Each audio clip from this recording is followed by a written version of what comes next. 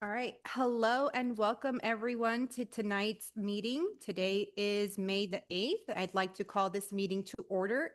It is now 4:04 p.m. Let's start off with roll call. I'm Amber and I'm present. Angela? Present. David is absent. Sarah is absent. Shannon? Present. Olivia? Present. Craig? Present. Wonderful. Thank you so much. If you can all please stand and join me for the Pledge of Allegiance, please.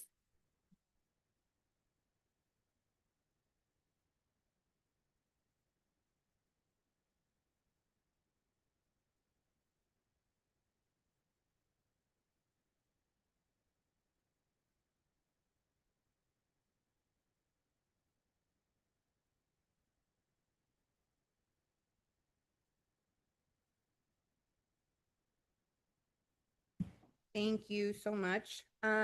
Before we move on to the approval of the agenda, I do need one change made to that. Item 11C, which is the review, discussion, and approval of salary schedules. I'd like to move that to June's meeting.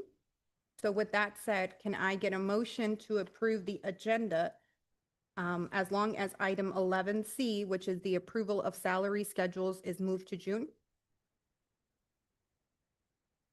I'll make a motion to approve. I second. All those in favor? Aye. Any nays or abstains? The ayes have it. Motion approved. Moving on to approval of the minutes. Can I please get a motion to approve the minutes? I'll approve. I'll second. All those in favor? Aye. Any nays or abstains? The ayes have it. Moving on to communication from the public. Redlands, do we have anyone at your site that would wish to speak? Not today. Wonderful. Thank you so much for confirming. Santa Clarita? We do not have anyone in Santa Clarita. Okay, awesome. Thank you so much. And I believe we have someone for Lancaster? Okay, awesome.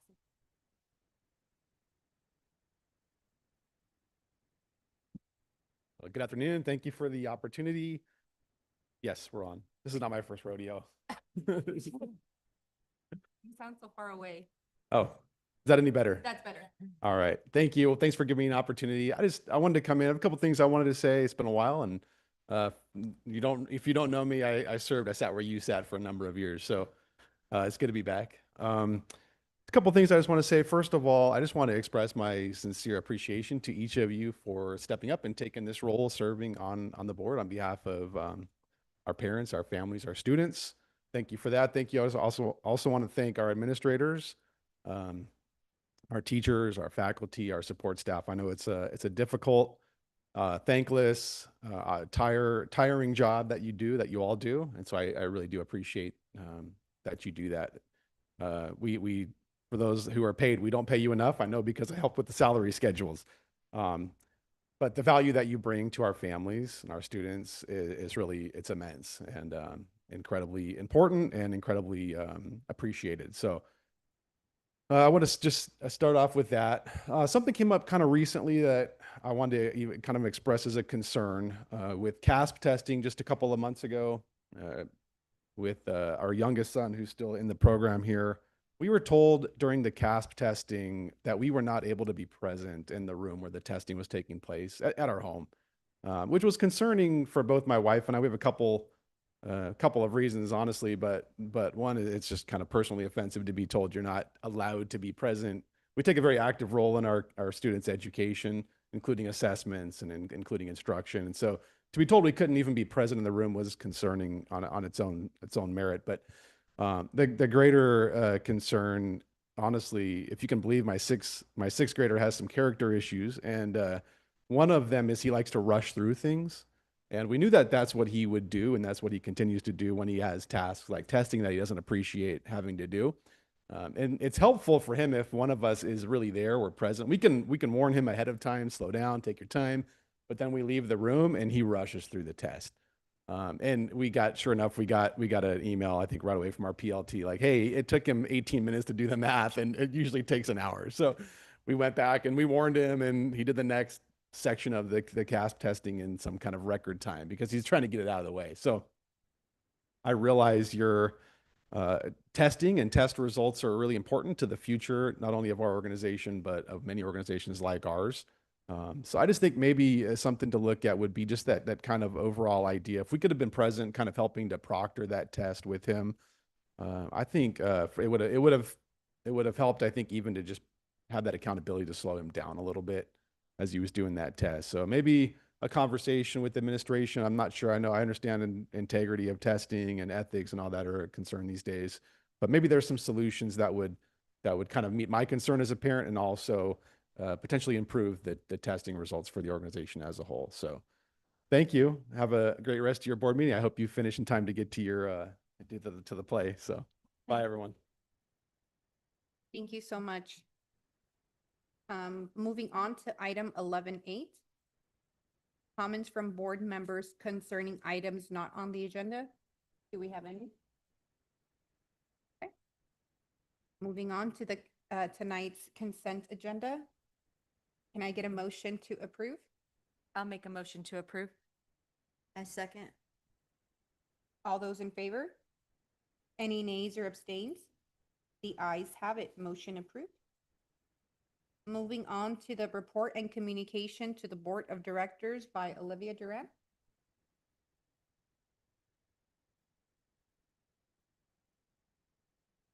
Hello, esteemed board members. Thank you for being here. So I do have some information to share of employees that have gone to conferences, but to start out, if you're here on the campus, you know right now they're celebrating their summer festival. So they're out there, the kids are having fun, parents are having fun. At 5 o'clock, they have their summer recital. So if you're around 5 o'clock, go ahead and join at the gym there here at AVRC for the summer recital. AVRC, they had their prom. Tomorrow night, the seniors are going to grad night at Disneyland. So that was tickets they paid for. ASB helped with the bus and the transportation. So that's an exciting event for them to do. Updates from Santa Clarita, completing iReady tests. They have their open house for elementary. Some other grad bash. They're doing Universal Studios on the 14th. So that's next week. They have their promotions coming up. Redlands Resource Center updates. They are, last Saturday, I attended their spring concert, which is all of the kids performing. They have a drum line. So if you're ever in the office at a certain time during the day, you hear the drummers upstairs on their Home Depot buckets. But Mr. Pelrin did a great job getting those kids. They had an elementary, a middle school, a high school, an advanced drum line. They had ensemble kids up there playing guitars and actually bands performing, kids singing. They did a short drama presentation from one of the the Broadway musicals. Kids did an excellent job singing, performing, dancing, the choreography. It was just a great time, and I was able to just bring to attention, there was probably about 700 people there, family, grandparents, uncles, aunts, to some of the advocacy work that needs to happen on behalf of AB 84. So letting them know there's some places you can go to find some more information, and if this passes, this is what we may not be able to do, right? Some of the extra things from the resource center. So it was a good opportunity, a great night. The kids had a great time. Everyone that was there enjoyed it. All the kids, their artwork was out in the front, just like here at the gym. Antelope Valley has the kids' artwork in there. So it was good just to see what the kids are able to do and how much time the staff put into the extracurricular things they have. Great news, our CASP scores, we have 95% for math and language for both schools. We have one that is a science test. So if we can get some of those science tests in SPSC, then we'll be at 95% for our science test. So that is a huge accomplishment. Thank you to the PLTs and the testing coordinators for getting that done. I know every year we keep talking about that 95. This will be the first year we actually have met across the board the 95%. So it's actually a great accomplishment. Appreciate all the hard work and doing to making sure that those get taken care of. And then after we get that 95, we start working on the academics part of it, right? Slowing down and making sure that they're actually showing their true knowledge. Other important dates, of course, graduation's coming up. I am in quite a few meetings for advocacy right now between the three different associations that we're a part of, A+, CCSA and CSDC. So we're planning, we're getting together with other schools, how best to get information out to parents, how best to get information to staff in a way that's within our legal boundaries. So that's going on in the background in regards to AB 84 and SB 414. So a lot going on there. AB 84 did pass the Education Committee. It is now in appropriations. After this week, if it passes appropriations, then it will go onto the floor of the assembly for 2 weeks. And at that time, that's where we need to have everyone and anyone call their assembly members and say, yes, I oppose, or, I oppose, or I agree with this bill and this is why. We literally did it and it took 1 minute. So if you're listening on this and you are part of a charter school, however you decide to vote, call that assembly member within the next couple weeks, let them know, they tally it up, they write your name down, they ask if you live in their district, and that is taken onto the floor during those 2 weeks when it's talked about. And then if it goes past the assembly, if it passes the assembly, then we start all over again in the Senate. So it's still at the infancy stages. We still have an opportunity to help with that. But at this point, we need anyone who would like to call their assembly member. That's where we're at this point for AB 84 and SB 414. Let me see what else. So I attended with a couple others, the CCSA conference, and some of the things I picked up, part of it was some of the advocacy around the AB 84. When you go to these conferences, you're able to connect with like the vendors that we use. So you're always emailing these vendors and they're trying to sell you things, but to actually see them face to face and talk to them and make those connections and network with them and say, hey, do you do this? Or my school really needs this. Can you do that? So it's a great opportunity to meet with vendors, but also to network with other school leaders. So being there and connecting with those that I maybe attend other conferences, but bouncing ideas off of them. So it was a great opportunity there. Some key takeaways, charter renewal. I'm always trying to attend those sessions to make sure that I'm on top of sort of how to do charter renewal. And then also, I think one of the top things for me when I attend these conferences is connecting with the Gorman team, the team that I take. You go and you do dinner together, you go and you have laughs, you do different things. So I think that's a really key takeaway for me when it comes to conferences is whoever goes with me, it's more than just work. You actually get to know them personally, you get to connect with them and they get to know you as a person. So that was CCSA. Abel and Chris just got back from the Kazai Connect conference in Las Vegas, and we use quite a bit of their products for the security and things like that, but they learned how to use those products. So a lot of it was training. A lot of it, there was times I would be reaching out to Chris, hey, what about, he's like, I'm in a session right now. So some of their takeaways, in-depth learning on the remote monitoring and management tool set that can help maintain our current Windows and MacBook fleet, specialized learning of automation and security throughout our Gorman environment using various tools, which we were able to use actually in their environment so they can bring it back to Gorman. Best practices on updates and upgrades for our Windows and Mac devices, meeting and networking with other organizations and schools to gain insight on how they best utilize their tool sets, and meeting and networking with various vendors. So a couple of those same things that I took away as takeaways for conferences, and that was from Abel. Josh just got back a couple weeks ago from the Google conference. He said it was a great opportunity to learn all things Google. A couple takeaways he had was streamlined devices and user management.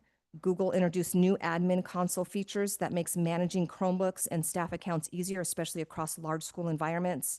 Enhanced security and compliance, AI-powered threat detection, security tools. So just things that he's learning that Google, that he may not have known before.